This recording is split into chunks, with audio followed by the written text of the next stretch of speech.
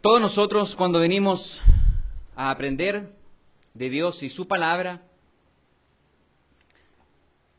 llevamos con nuestros bolsos una Biblia para aprender más de su palabra, para leer pasajes, para leer historias en la antigüedad que han sido escritas para nuestro beneficio, poesías, reflexiones, guías, pruebas, como se mencionaba la historia de Pablo en el sermoncillo, una historia bastante peculiar e inspiradora para nosotros. Y el libro que nosotros tenemos y que llamamos Biblia, que significa básicamente un conjunto de libros, estos 66 libros compilados que tenemos en alcance de nuestras manos, antiguamente tenía un problema no de contenido, sino que un pequeñito problema de estudio. ¿A qué me refiero con esto? Los libros, primeramente, fueron divididos en capítulos y versículos, pero eso no estaba en el original. Antiguamente se cargaban los rollos. Entonces, nadie podía decir en tal pasaje, en tal capítulo, en tal versículo, dice tal cosa. Porque no existía una guía como si fuera un código postal para nosotros mapear nuestra mente y entonces aprender ciertos versículos. Algunas veces hay técnicas para aprender ciertos versículos por los números que ellos, con los cuales se pueden encontrar, por esta división. Obviamente esto no afecta para nada el contenido, sino que es solamente una manera de poder estudiar y tal vez también poder memorizar de mejor manera. Recuerden, en el Nuevo Testamento, cuando se tenían los rollos, cuando se tenían la Torá, la ley, el Pentateuco, y personas como Jesucristo, como Pablo, cuando querían citar algo del Antiguo Testamento, no decían en el capítulo del libro, en el versículo del libro, decían, así como está escrito, y entonces venía la frase. ¿Sabéis que fue dicho? Y venía la frase. Pero ellos no decían entonces exactamente cuál, porque no existían estas subdivisiones que fueron agregadas más adelante. Por ejemplo, gracias a esta subdivisión, creo que la vez que lo mencioné después me corrigieron, espero decirlo bien esta vez. Aquí hay una técnica para memorizar justo el centro de la Biblia, justo el centro de la Biblia está en el Salmos 118, versículo 8. Justamente ese está en el centro de la Biblia. El capítulo más corto está en el Salmo 117, con solo 2 versículos. El capítulo más largo es el Salmo 119. Entonces tenemos el más corto, el más largo, el que está al centro de la Biblia. ¿Y qué es lo que dice el Salmo 118, versículo 8? Mejor es confiar en el Eterno que confiar en el hombre. Los números fueron agregados por el hombre como una herramienta de estudio. Entonces, esto no es como un estudio de números o una numerología que signifique algo escondido, sino que es básicamente una manera de estudiar mejor nuestras Biblias. Y hablando de versículos, la Biblia tiene una totalidad de 31.103 versos. Eso es lo que se cuenta como versículos o versos. Y anoche, mientras estudiaba este tema, realicé un ejercicio que lo considero interesante. El título del mensaje de hoy es «Y Dios morará con el hombre». Entonces, respecto a este tema, me puse a sumar, a sacar porcentajes, y en la Biblia, cuando Dios mora con el hombre, y no hay ningún problema, no hay ningún ruido, no hay ninguna situación que separe a Dios del hombre, son 2 situaciones que están en Génesis, antes del pecado, y están en Apocalipsis. Son dos pedacitos que hay al principio y al final. Ahora bien, en Génesis vemos el capítulo 1, 2 y 3, donde está Dios, conversa con el hombre, hay una relación bastante abierta, hasta que entonces entra el pecado y cambia la relación. Hay 80 versículos que hablan hasta que viene entonces el cambio. Y al final, en Apocalipsis, capítulo 21 o 22, hay 48 versículos. Si sumamos, tenemos 128 versículos. Del total de los versículos que hablan cuando hay una relación abierta y sin problemas con Dios. 128 versículos. Esto representa el 0.04%, 0.4% de toda la Biblia. Cuando hay una buena relación, o cuando registra la Biblia una buena relación de Dios con el hombre. Por eso entonces el título es ¿Y Dios morará con el hombre?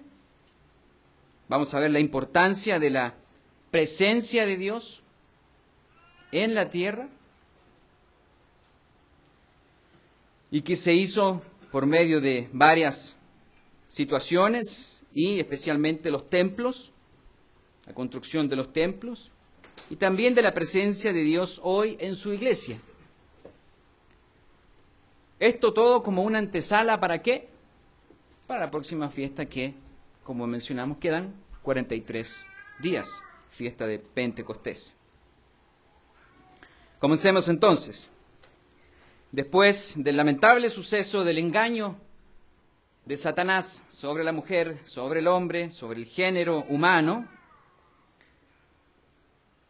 primeramente, cuando nosotros leemos cronológicamente los hechos, después de que pasa esto, Dios se manifestó como una voz mandante, haciendo preguntas, haciendo peticiones al hombre.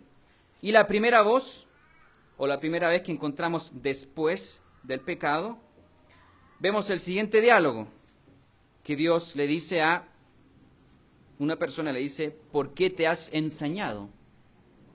¿De quién está hablando ahí? ¿Por qué te has ensañado? Caín. Ahí entonces Dios comienza a hablar con el hombre y le hace la pregunta a Caín, ¿por qué te has ensañado?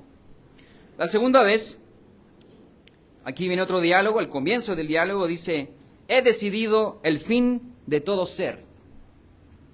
Cuando le dice a Noé, muy bien, a Noé.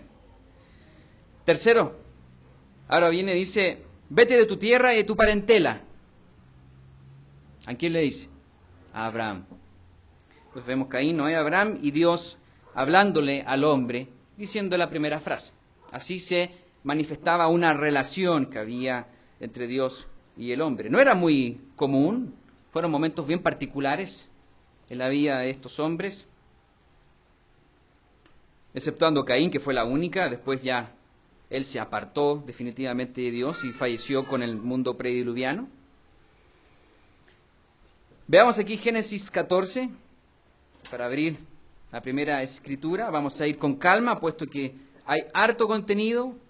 Quiero que abran sus mentes, anoten lo que más puedan, porque esto es un tema bien, bien complejo y vamos a solamente a tocar una veta de esta madera preciosa que son las verdades de Dios. Génesis capítulo 14 y versículos 18 al 20. Aquí hay otra relación de Dios con el hombre, pero esta aparición o esta manera de comunicarse ya no fue una voz solamente, sino que fue lo que hemos leído en algunos mensajes anteriores, esto de Melquisedec.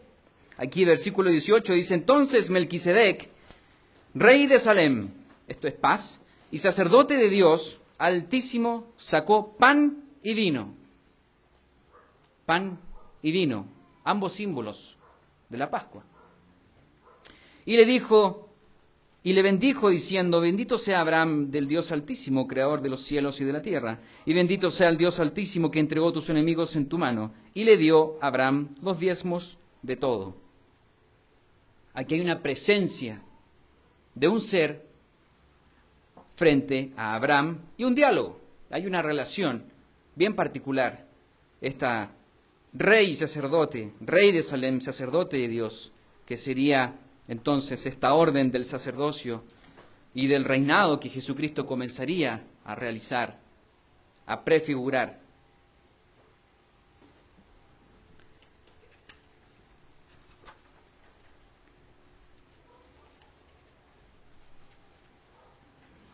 Luego nos vamos a saltar a otra manifestación importante de Dios con el hombre.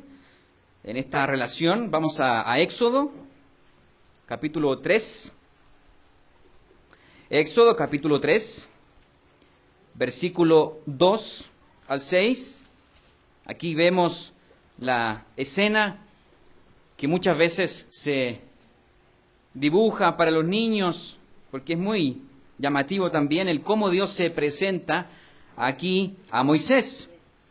Éxodo capítulo 3, versículos 2 al 6, y se le apareció el ángel del Eterno en una llama de fuego en medio de una zarza, y él miró, y vio que la zarza ardía en fuego, y la zarza no se consumía.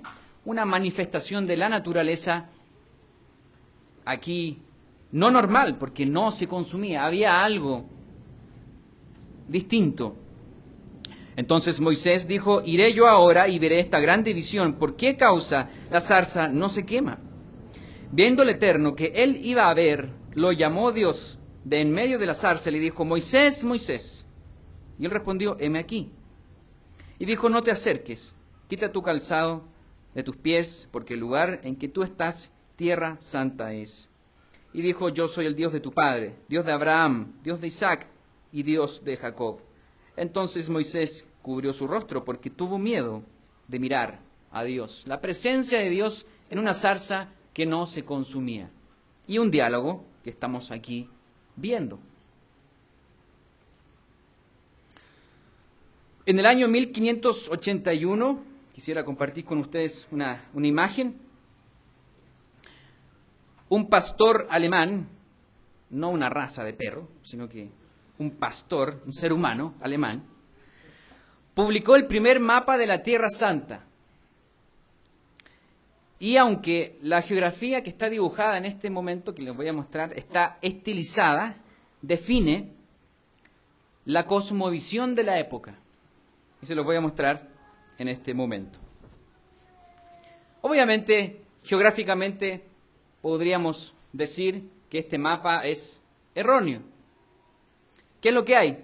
Al centro, bueno, primero los tres continentes, Europa, Asia y África. Sabemos que no son la forma como hoy día los cartógrafos lo hacen correctamente. Y al centro, ¿quién está? Jerusalén. El centro del mundo, Jerusalén. Esto es en el año 1581.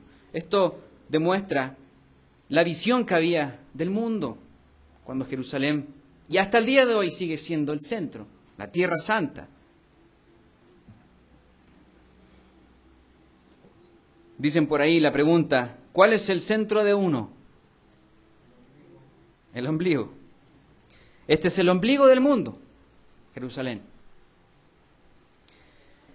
Y desde aquí, Dios comenzó a restaurar esta relación, este diálogo que tenía con el ser humano.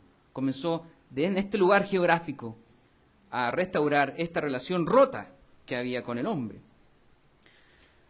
Éxodo 13, a propósito de fiestas de Pascua y panes y levadura, en Éxodo 13, versículo 21 al 22. Versículo 21 al 22.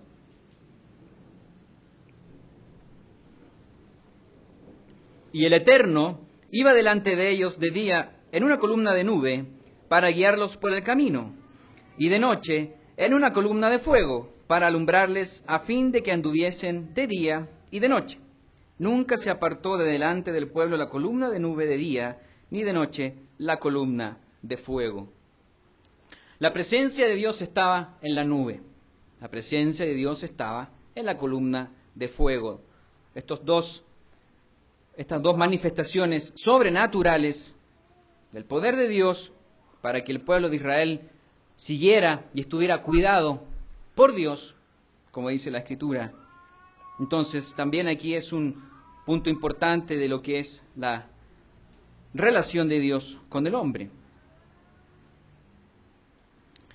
Vámonos un poco más adelante, ya saltándonos todos los eventos que ya hemos repasado bastante en esos días, pero vamos un poco más adelante a Éxodo 34, el libro de Éxodo, la salida del pueblo de Israel de Egipto.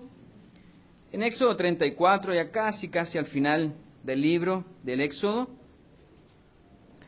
en el capítulo 35, versículos 4 al 5, ya tenemos al pueblo de Israel como nación, ya los tenemos establecidos con Moisés, quien los dirigió para salir de Egipto.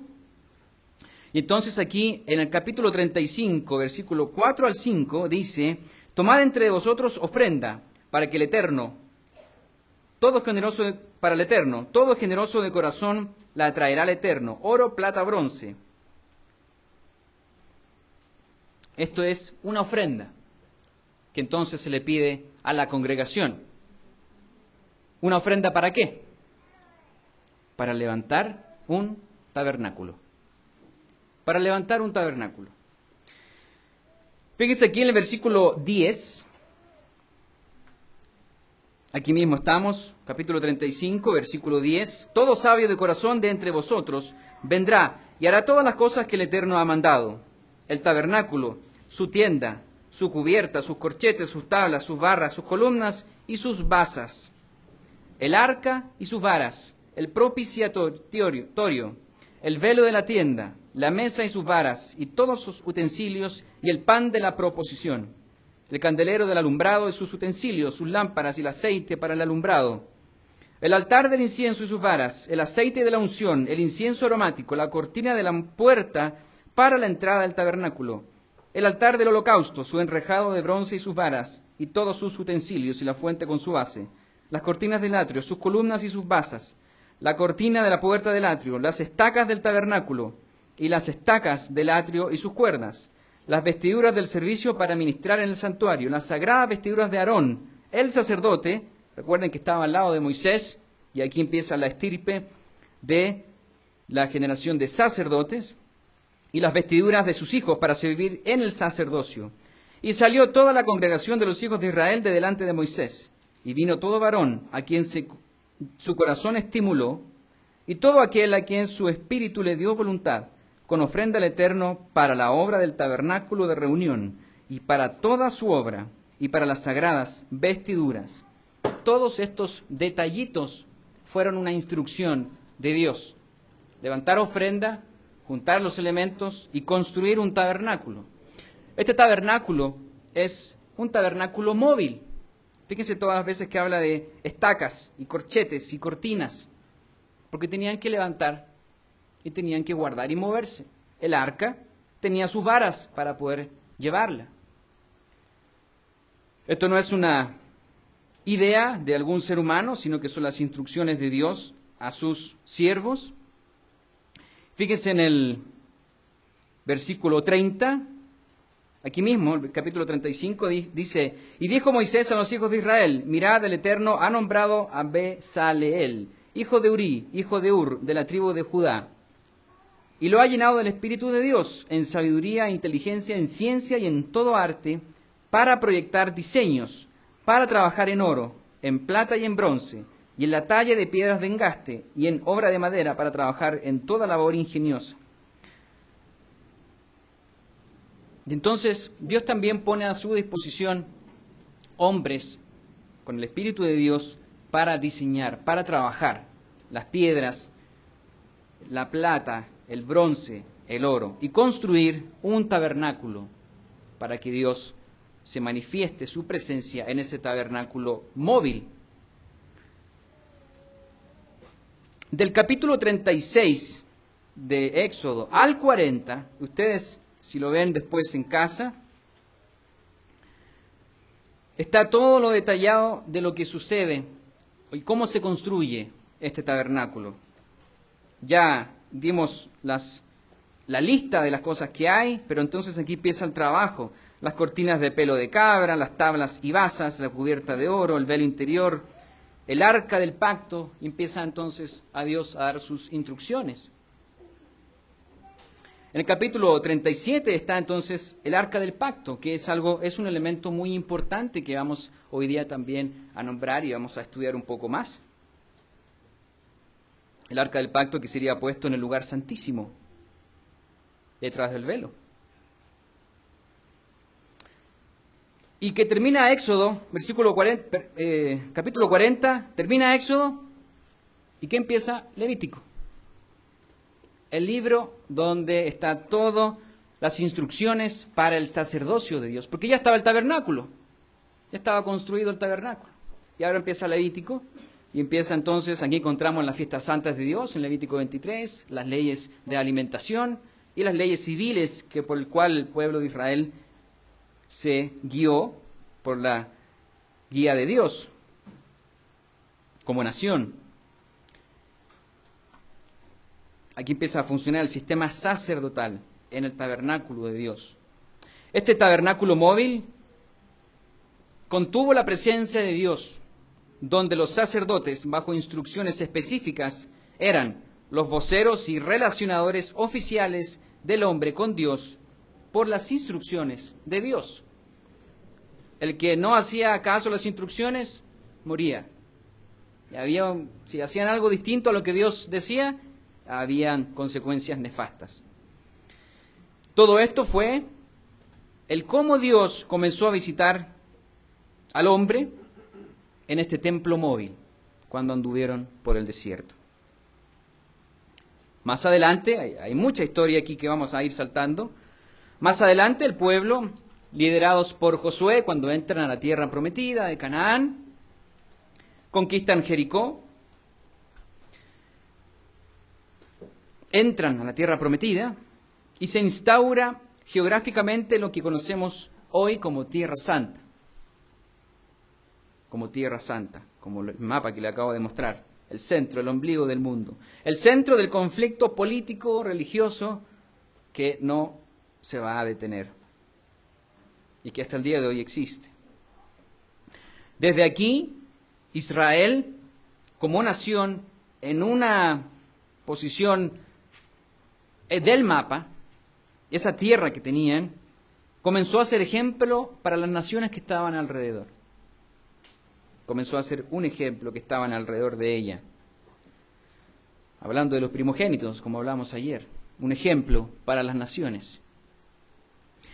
Hubieron guerras, hubieron conflictos, y lamentablemente el rechazo de Dios, o el rechazo hacia Dios, cuando empezaron a decir, danos un rey físico, humano, como tienen las otras naciones.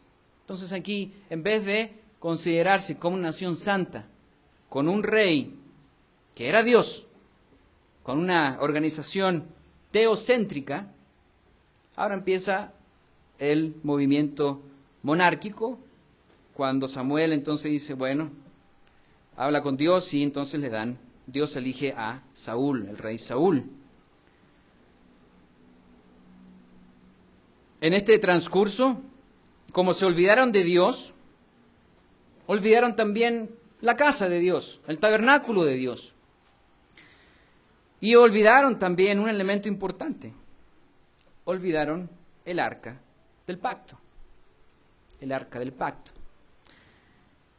Esta arca del pacto contenía las tablas de la ley, un poco de maná, la vara de Aarón, símbolos importantísimos para la nación de Israel, física y espiritual. Esta arca del pacto era la que se encontraba en el lugar santísimo del tabernáculo. Y entre todo el desorden de Israel, con su desobediencia, cuando los hijos de Elí, recuerdan a los hijos de Elí que empezaron a hacer lo malo frente a Dios, y Elí, Dios le dice, ¿por qué no pusiste por estorbo a tus hijos lo malo que estaban haciendo? Entonces él, ya bastante avanzado en edad, mueren los hijos de Elí, y el arca del pacto se la roban. Donde estaba la presencia de Dios, donde contenía, estaban los 2 querubines con las alas protegiéndola. Se la roban los filisteos.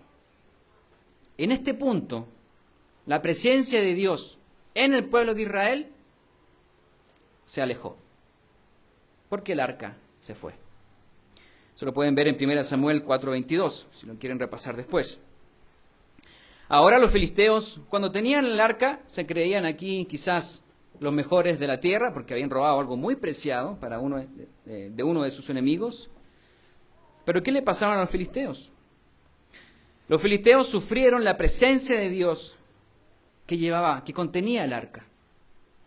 Y les salieron tumores en su piel, grandísimos tumores.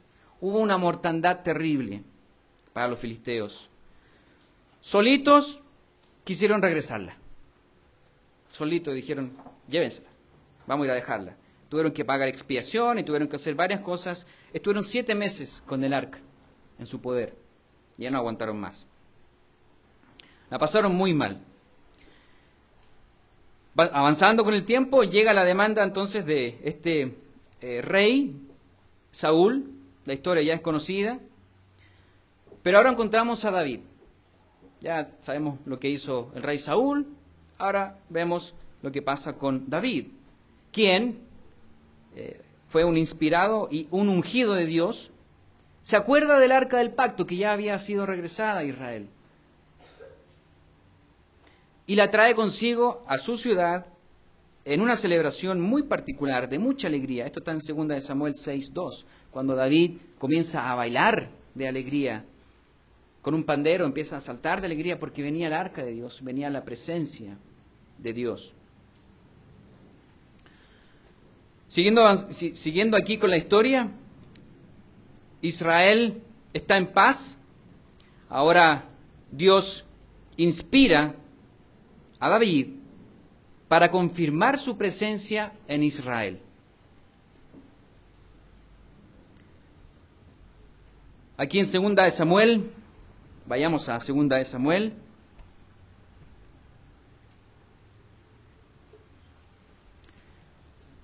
Segundo libro de Samuel, capítulo 5.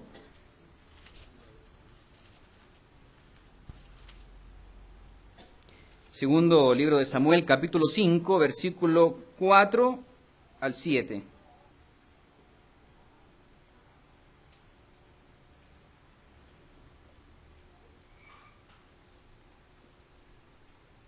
No, eso no es. A ver.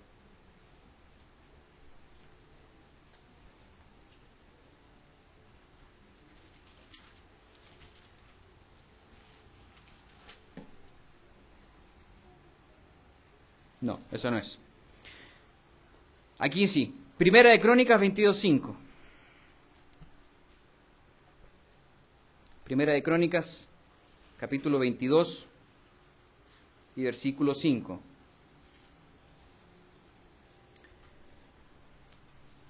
David sabemos que no construyó el primer templo en el antiguo Israel, pero empezó con su padre, con David. Y aquí en Primera de Crónicas, capítulo 22 y versículo 5 dice, y dijo David, Salomón mi hijo es muchacho y de tierna edad, y la casa que se ha de edificar al Eterno ha de ser magnífica por excelencia, para renombre y honra en todas las tierras. Ahora pues, yo le prepararé lo necesario. Y David, antes de su muerte, hizo preparativos en gran abundancia. ¿No fue David quien levantó el primer templo? Ya no era un templo móvil, como Israel en el desierto, ya era en la tierra que Dios había prometido a su pueblo. Hablamos del año más o menos 900 antes de Cristo, cuando Salomón entonces construye el primer templo de Dios. Vamos aquí a Hechos, capítulo 7. Hechos, capítulo 7 y versículo 45. Recuerdan aquí la muerte de Esteban, donde le hace un resumen muy condensado y muy bien hecho sobre todo lo que estamos hablando ahora. Hechos capítulo 7, versículo 45.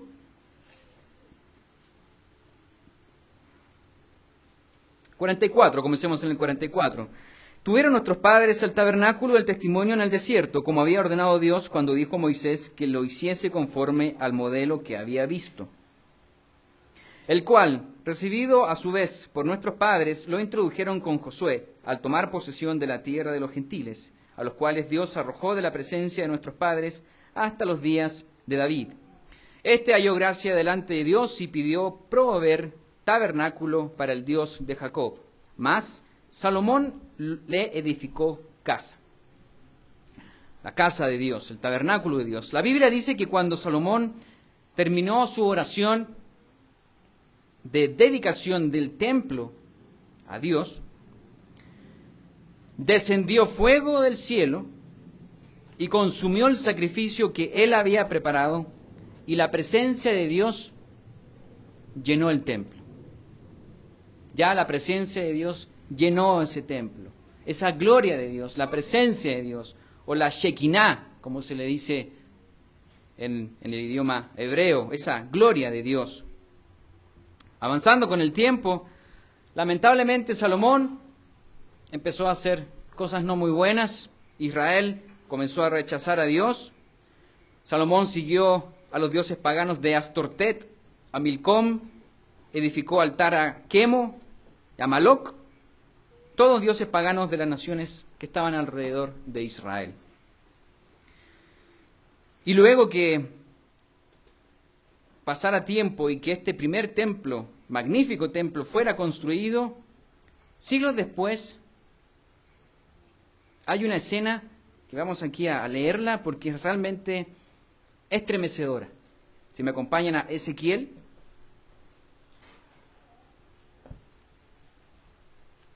Una visión increíble en Ezequiel capítulo 8.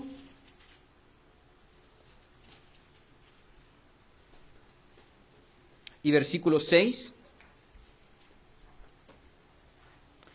Ezequiel capítulo 8 y versículo 6.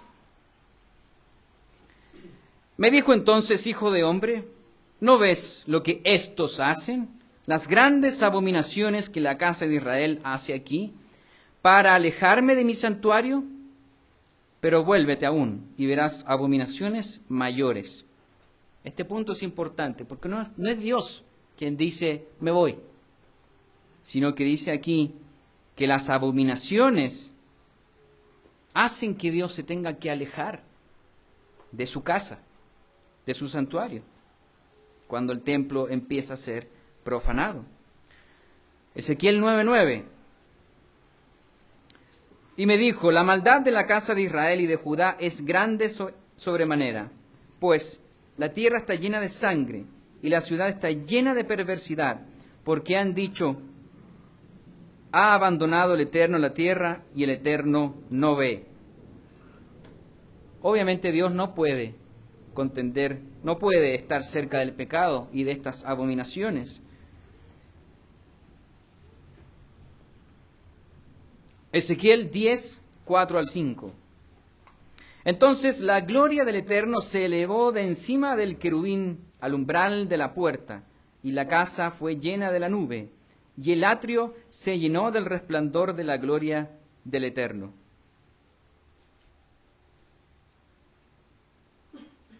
Y el estruendo de las alas de los querubines se oía hasta el atrio de afuera, como la voz del Dios omnipotente cuando habla.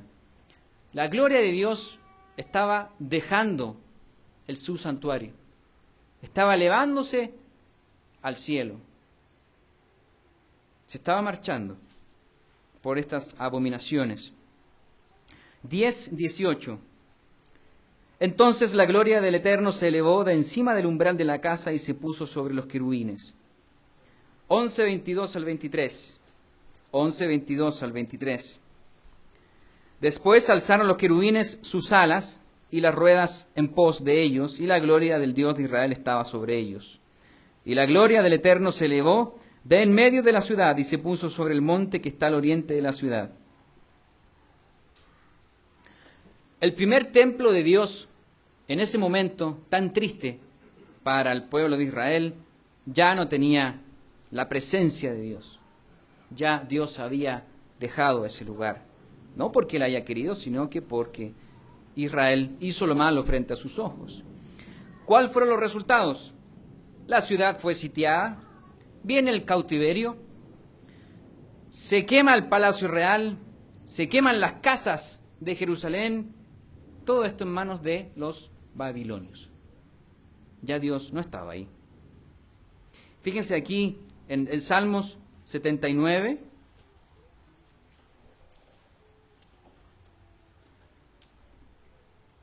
versículo 1 al 2.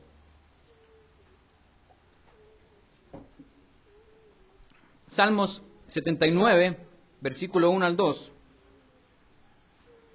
Oh Dios, vinieron las naciones a tu heredad, han profanado tu santo templo, redujeron a Jerusalén a escombros, dieron los cuerpos de tus siervos por comida a las aves de los cielos, la carne de tus santos a las bestias de la tierra. Lo único que había en ese lugar eran las aves de carroña, que estaban comiendo los cuerpos. El pueblo de Israel. Ya Dios no estaba en ese lugar. Muy lamentable la escena. Avanzamos todavía un poco más. Por medio de Ciro el Grande, Dios hizo que Israel volviera a reconstruir su templo. Ya regresando del cautiverio, aquí los 50.000 judíos exiliados comenzaron con la reconstrucción del segundo templo de Dios, con el gobernador de Judá, Zorobabel.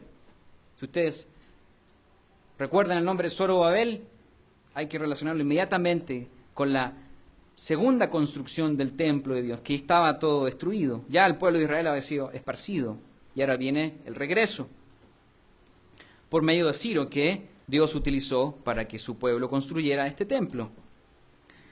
También está Josué como el sumo sacerdote. Y también vemos al profeta Ageo, aquí en este momento cuando empieza la reconstrucción. Después de 20 años se concluye este segundo templo, más o menos por el año 520 a.C. El problema del segundo templo, problema entre comillas podríamos decir, es que muchas personas se acordaban cómo era el templo anterior, el primero, el de Salomón. Y obviamente, con todo el desánimo que existía, al llegar cautivos de una tierra lejana y poner ladrillo sobre ladrillo, juntar ofrendas y empezar a construir, se requiere mucho ánimo, mucha fuerza, mucha energía. Y entonces empezaron a ver que no estaba quedando tan bueno. Y se empezaron a acordar de lo bonito que era el anterior. No tenía esa gloria física que tenía el primer tabernáculo. En Ageo 2, vamos aquí a uno de los profetas menores. En Ageo 2 es un pequeñísimo libro con muchas lecciones, así como cada uno de ellos. En Ageo está después de Habacuc, después de Sofonías. Solamente un par de capítulos. En Ageo, capítulo 2 y versículo 3, hablando aquí del ambiente que había, dice: ¿quién ha quedado entre vosotros que haya visto esta casa en su gloria primera? ¿Y cómo la veis ahora? ¿No es ella como nada delante de vuestros ojos? Pues ahora, Zorobabel, esfuérzate, dice el Eterno, esfuérzate también, Josué, hijo de Josadac, sumo sacerdote, y cobrad ánimo, pueblo todo de la tierra, dice el Eterno, y trabajad, porque yo estoy con vosotros, dice el Eterno de los ejércitos, según el pacto que hice con vosotros cuando salisteis de Egipto, a propósito de Pascua y panes y levadura. Así mi espíritu estará en medio de vosotros, no temáis. Cuando el pueblo de Israel sale de Egipto, hay una petición de Moisés muy particular que le dijo: deseo que tú estés con nosotros. ¿Cómo sabemos que tú estás con nosotros? Vayamos ahí un paréntesis a Éxodo 33. Es muy interesante esta parte. Éxodo 33.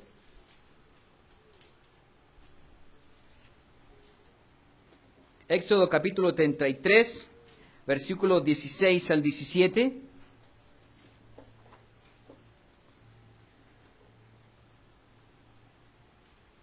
Éxodo 33, 16, ¿y en qué se conocerá aquí que he hallado gracia en tus ojos, yo y tu pueblo, sino en que tú andes con nosotros y que yo y tu pueblo seamos apartados de todos los pueblos que están sobre la faz de la tierra? Y el Eterno dijo a Moisés, también haré esto que has dicho, por cuanto has hallado gracia a mis ojos y te he conocido por tu nombre. Dios estaría con ellos. Después vemos entonces la construcción del tabernáculo móvil de esa época. Lo cierto, retornando aquí a la historia de Ageo, es que Dios no mira aquí en este momento esa gloria física de un ladrillo, sino que Dios aquí comienza a ver la actitud obediente y temerosa. No el esplendor que las personas estaban añorando de antaño. Ageo, profeta Ageo, Zacarías y Malaquías, que fueron contemporáneos, se les llama profetas post-exílicos, es decir, después del exilio. Después de ellos, con el segundo templo construido, ya se construye el segundo templo, viene después la conclusión del Antiguo Testamento, donde hay 400 años de silencio. Se dice el periodo intertestamentario, donde no encontramos mucho en la Biblia, sí encontramos muchos pasajes en Josefo y otros historiadores que pueden ayudarnos en la historia. Entonces, ahí concluye el Antiguo Testamento. Pero sigamos en Ageo. Sigamos en Ageo. Estábamos leyendo ahí, íbamos en el versículo 5, ahora vamos al versículo 6. En Ageo 2 y versículo 6. Porque así dice el Eterno de los ejércitos, de aquí a poco yo haré temblar los cielos y la tierra y el mar y la tierra seca. Y haré temblar a todas las naciones, y vendrá el deseado de todas las naciones, y llenaré la gloria de gloria esta casa, ha dicho el Eterno de los ejércitos. Este pasaje tan interesante respecto a el deseado, con mayúscula, y la gloria que llenaría esta casa, dice aquí el profeta Ageo, ha dicho el Eterno de los ejércitos. La presencia de Dios llenaría la segunda casa de Dios por medio del deseado. Vemos que el segundo templo, aunque sin la gloria física del primero, tendría la gloria de Dios. ¿Cómo sería esto posible?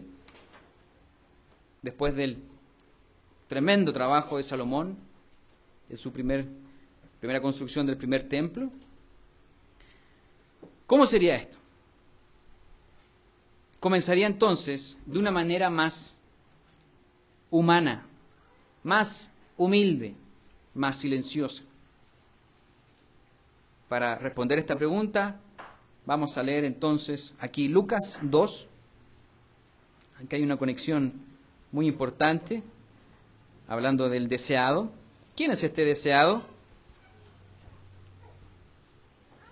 En Lucas, capítulo 2, y versículo 25. Vamos a comenzar leyendo al comienzo del Evangelio de Lucas. Lucas capítulo 2 y versículo 25. Y he aquí había en Jerusalén un hombre llamado Simeón. Y este hombre, justo y piadoso, esperaba la consolación de Israel. Y el Espíritu Santo estaba sobre él. Y le había sido revelada por el Espíritu Santo que no vería la muerte antes que viese al ungido del Señor. Y movido por el Espíritu, vino al templo.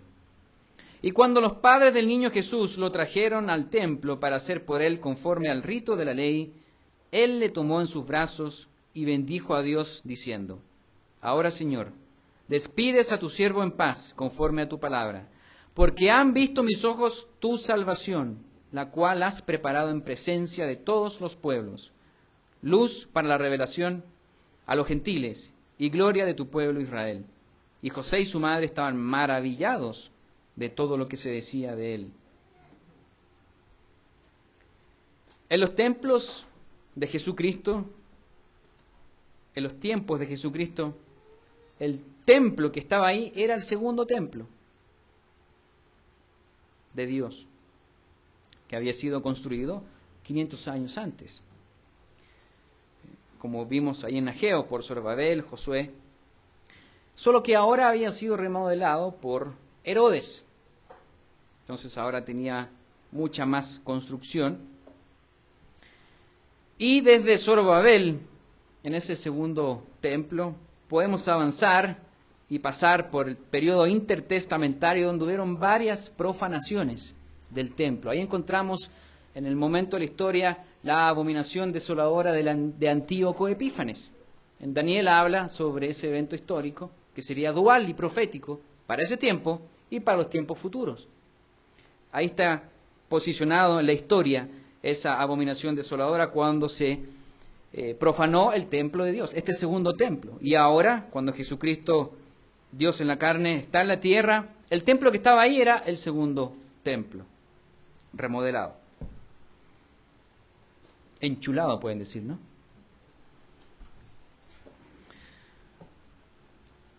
El punto es que claramente la presencia y la gloria de Dios ya no estaba en el segundo templo, había sido profanado. Ya Dios no estaba en ese segundo templo.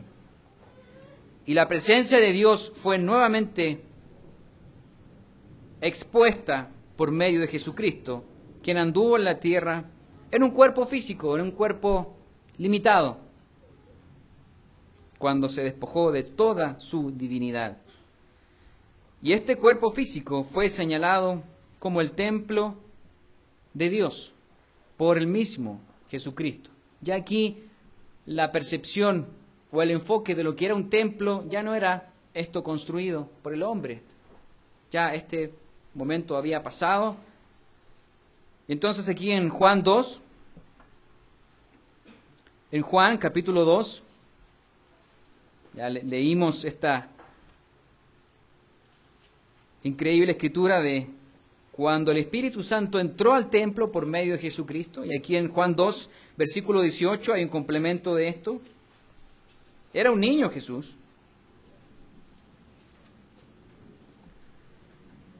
Juan 2 y versículo 18. Y los judíos respondieron y le dijeron, ¿qué señal nos muestras ya que haces esto? Respondió Jesús y les dijo, destruid este templo, y en 3 días lo levantaré. Esto sería la señal de Jonás sobre la generación que demandaba señal. Y que Cristo le dijo, no le voy a dar ninguna, solo la de Jonás. 3 días y 3 noches. Siguiendo aquí dice, dijeron luego los judíos, en 46 años fue edificado este templo, y tú en 3 días lo levantarás. Mas él hablaba del templo de su cuerpo. El templo de su cuerpo. La gloria de Dios, la presencia de Dios, ya no estaba en ese tabernáculo físico, sino que ahora en el cuerpo de Jesucristo. Versículo 22, por tanto, cuando resucitó de entre los muertos, sus discípulos se acordaron que había dicho esto y creyeron la Escritura y la palabra que Jesús había dicho. Por eso es que cuando Jesucristo muere, se rasga el velo de arriba abajo, ya eso del templo ya queda públicamente expuesto y ya no es la manera en que Dios habita y se relaciona con el hombre. Finalmente, y para testimonio de lo que tan orgullosamente ostentaban los judíos, ocurrió la apertura y la manera en que Dios, a partir de ese momento, de una manera sobrenatural, expone de que ya no viviría en esos templos físicos, en esos ladrillos, en rocas. Efesios capítulo 2.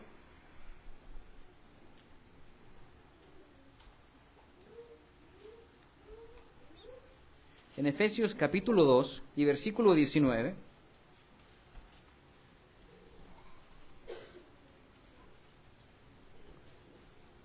En Efesios 2 y versículo 19 dice: así que ya no sois extranjeros ni advenedizos, sino conciudadanos de los santos y miembros de la familia de Dios, edificados sobre el fundamento de los apóstoles y profetas, siendo la principal piedra del ángulo Jesucristo mismo, en quien todo el edificio, bien coordinado, va creciendo para ser un templo santo en el Señor. Esto es lo que nosotros estamos siendo y creciendo. Hablamos ayer esto de la importancia de crecer, ese proceso que tenemos que desarrollar. Aquí dice, va creciendo para ser un templo santo en el Señor, no se estanca, sigue creciendo, sigue avanzando. Dios ya no mora en templos construidos por el hombre, sino que ahora dentro de nosotros. Dentro de nosotros. Esto fue lo que sucedió en Pentecostés. La próxima fiesta que ya empezamos a mirar ahora. Fíjense cómo ahora se manifiesta el Espíritu Santo. Aquí en Hechos 3, en Hechos capítulo 3, ya sabemos en Hechos 2, el día de Pentecostés, Hechos 2:38, cómo es ahora el bautismo, los pasos del bautismo. Pero en Hechos 3, fíjense aquí cómo ya se comienza a manifestar el Espíritu Santo. Primeramente, esto de las lenguas, que no era nada, ningún tipo de confusión, sino que era un orden en ese día de Pentecostés, no como el común de los cristianos populares creen, que era un jerigoncio que nadie entiende. Era algo inspirado por Dios y se entendían. No era algo extraño ni que es lengua de marciano o lengua de ángeles que nadie entiende. En Hechos 3:3, cuando vio a Pedro y a Juan que iban a entrar al templo, en el templo, le rogaba que le diesen limosna. Habían templos todavía y esta costumbre de la sinagoga y todo continuaba. Pedro con Juan, fijando en él los ojos, le dijo: míranos. Entonces él le estuvo atento, esperando recibir de ellos algo. Mas Pedro dijo: no tengo plata ni oro, pero lo que tengo te doy. En el nombre de Jesucristo de Nazaret, levántate y anda. ¿Qué le dieron? El poder del Espíritu Santo, que ya estaba en ellos, los apóstoles. Este Espíritu Santo que cuando la persona hoy se unge, se pide que el Espíritu Santo obre milagrosamente sobre la persona, que le ayude en sus enfermedades y en su aflicción, y se unge la persona, simbolizada por el aceite. 7. Y tomándole por la mano derecha le levantó, y al momento se le afirmaron los pies y tobillos, y saltando se puso en pie y anduvo, y entró con ellos en el templo, andando y saltando y alabando a Dios. Hay muchos ejemplos de cómo ya el Espíritu Santo comienza a trabajar. En el Antiguo Testamento, se me viene a la mente, ¿se recuerdan a ustedes? Muchas veces se echaban suertes en el día de expiación sobre los dos machos cabríos, sobre quién representaría a Satanás y a Jesucristo. O por ejemplo a Jonás, cuando dicen echemos suerte para ver quién es el culpable de todo lo que está pasando. Hoy día nos echan suertes. ¿Por qué? Porque tenemos la capacidad de tener un discernimiento por medio del Espíritu Santo en nosotros. Antes se iba al templo, se le pedía al sacerdote, por favor ahí, ve a hablar con Dios y que nos diga algo, como lo hacía David, como lo hacía al principio el rey Saúl. Pero hoy no. Hoy día el Espíritu Santo es accesible a nosotros. ¿Por medio de qué?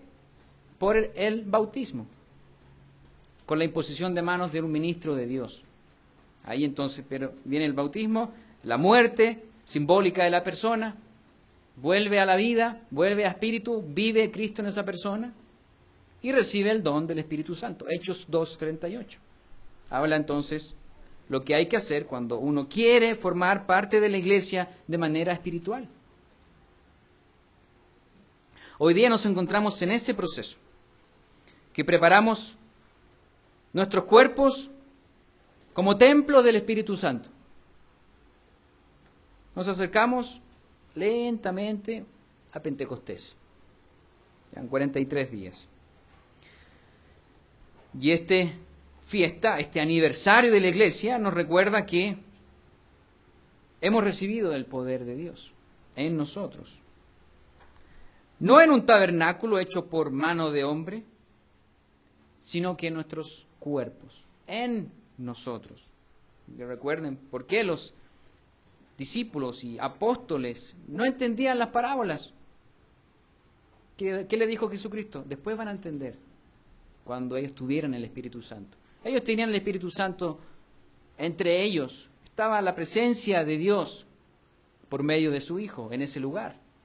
Y les tenía que explicar, ya, vénganse para acá. Con manzanas, con perita, esto significa. Porque no tenían el discernimiento.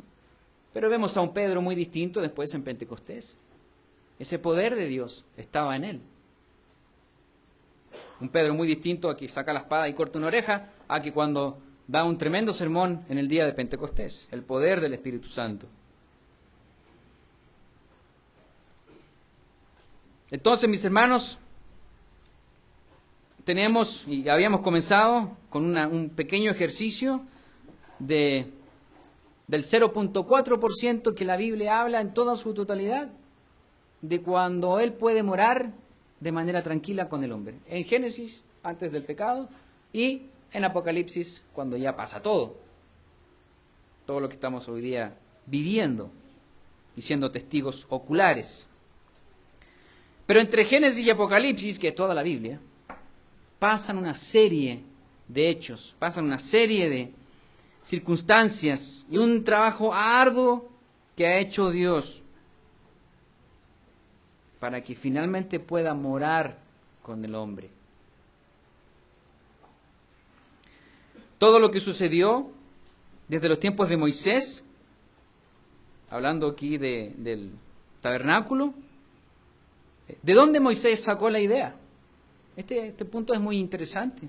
Lo habíamos hablado, pero ahora lo vamos a volver a enfocar aquí en Hebreos 8:5. ¿De dónde sacó Moisés esta idea del templo? En Hebreos 8, versículo 5. En Hebreos 8, versículo 5.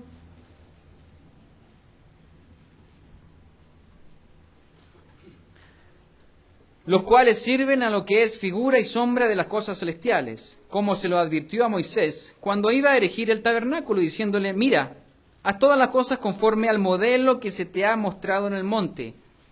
¿Qué vio Moisés? ¿Qué modelo era? Lo que estaba en el cielo. Es una réplica de lo que había en el cielo. Esas fueron las indicaciones de Moisés. Aquí si quieren anotar en Éxodo 25:40, al final le dice, mira, y hazlos conforme al modelo que te ha sido mostrado en el monte. Éxodo 26:30. Y alzarás el tabernáculo conforme al modelo que te fue mostrado en el monte. Ese fue como una maqueta de lo que hay en el cielo.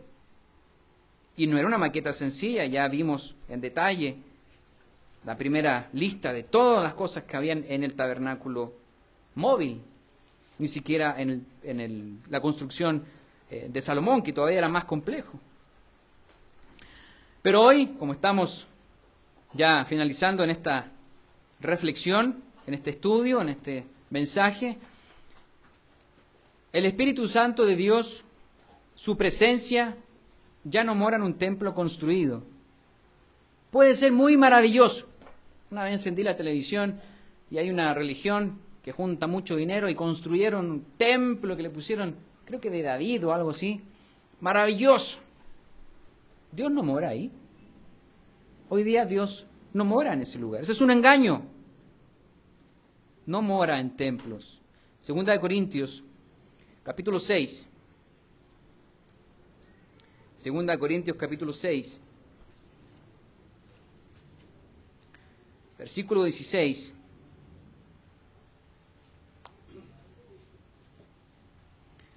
Segunda de Corintios capítulo 6 y versículo 16. ¿Y qué acuerdo hay entre el templo de Dios y los ídolos? Porque vosotros sois el templo del Dios viviente. Como Dios dijo, habitaré y andaré entre ellos, y seré su Dios, y ellos serán mi pueblo.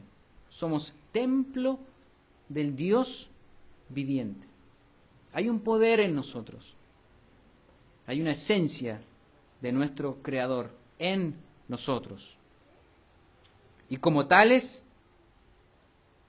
tenemos que ser luminares en el mundo. Tenemos que ser luminares. Porque llevamos la presencia de Dios en nosotros. Llevamos la presencia y esa pequeña porción del Espíritu Santo, esa mina que se le entrega a cada persona. Mateo 5,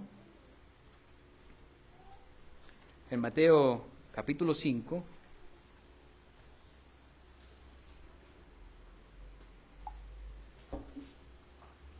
Mateo 5, capítulo 5, versículo 14 al 16. Vosotros sois la luz del mundo. Una ciudad asentada sobre un monte no se puede esconder, ni se enciende una luz y se pone debajo de un almud, sino sobre el candelero, y alumbra a todos los que están en casa. Así alumbre vuestra luz delante de los hombres, para que vean vuestras buenas obras, y glorifiquen a vuestro Padre que está en los cielos. ¿No podemos pasar desapercibidos? Llevamos la presencia de Dios de una ciudad que está asentada sobre un monte. Un tiempo atrás conversaba con un joven, me llamó mucho la atención hasta dónde llega la corrupción. Y nunca me lo había imaginado, pero un joven en la universidad no podía pasar un ramo, una materia, no la podía pasar. Porque el profesor lo único que quería era el dinero. No quería que estudiara, quería dinero. Y el joven decía, no, yo voy a estudiar. Probablemente fue el único que no pasó esa materia, pero fue la luz que había entre todos los chicos. No podía pasar desapercibido, no podía, estaba sobre ese monte, sobre esa ciudad espiritual, no podía esconderse. Y nos pasa a todos, sé que nos ha pasado en el trabajo, en la calle. Uno hace una buena obra y todo dice, ¡ay! Como que uno fuera la gran cosa. Si uno cruza a una abuelita en la calle, ¡ay, mira qué bueno que es el joven, aquí la señora! ¿Qué gran cosa es esa? Llama la atención, es una luz, es un luminar. Eso somos nosotros porque llevamos la presencia de Dios en nuestros cuerpos. Entonces, mis hermanos, vivamos estos días de preparación para la siguiente fiesta de Pentecostés. Vivamos estas fiestas como ofrendas vivas a Dios, con una mente no carnal, ya habiendo muerto, dejando de lado esa masa con levadura. Es un tema que se toca todo el año, no solamente en la primera temporada. El pecado está siempre, ¿por qué no hablar del pecado ahora o a la próxima semana? Esa levadura. Ya pasamos Pascua, pasamos panes y levadura, purificamos nuestros cuerpos sin comer levadura, comimos pan, vive Cristo en nosotros y empezamos a mirar ahora esa purificación para que more el Espíritu Santo en nosotros, que es la próxima fiesta. Finalmente, no va a haber templo. Esto es un vehículo. El templo es un vehículo, una maqueta de lo que hay arriba. ¿Para qué? Para que Dios se relacione con el hombre. Primeramente en una maqueta, el templo móvil, luego el primer templo y luego el segundo templo, pero ahora en nosotros. Y finalmente no va a haber templo, no va a necesitar Dios un templo. En Apocalipsis vemos que el cielo se abre. El templo de Dios se muestra. Y junto con ello se desarrollarán todos los eventos catastróficos y maravillosos que convulsionarán todo lo que existe con los eventos de Apocalipsis, de la séptima trompeta. Vean aquí Apocalipsis 11. Apocalipsis capítulo 11. versículo 19.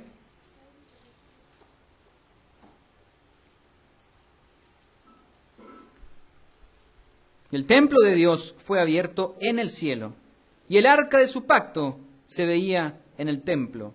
Y hubo relámpagos, voces, truenos, un terremoto y grande granizo. Se empieza a abrir una visión en este punto de la historia de la relación de Dios con el hombre. Apocalipsis 21, versículo 21. Las 12 puertas eran 12 perlas. Cada una de las puertas, hablando aquí de la Jerusalén celestial, cada una de las puertas era una perla, y la calle de la ciudad era de oro puro, transparente como vidrio. Y no vi en ella templo, porque el Señor Dios Todopoderoso es el templo de ella y el Cordero. La ciudad no tiene necesidad de sol ni de luna que brille en ella, porque la gloria de Dios la ilumina. Esa misma que vio Moisés. ¿Recuerdan a Moisés cuando sube al templo a recibir las instrucciones de Dios y baja y el rostro lo tenía iluminado? Por la gloria de Dios que había él recibido. Y se tuvo que poner un velo por esa fuerza que tenía reflejada en su rostro. Esa misma gloria que hemos relatado raudamente desde Génesis al Apocalipsis es la que aquí va a iluminar. Más fuerte que el sol, más fuerte que la luna. Esa es la gloria de Dios.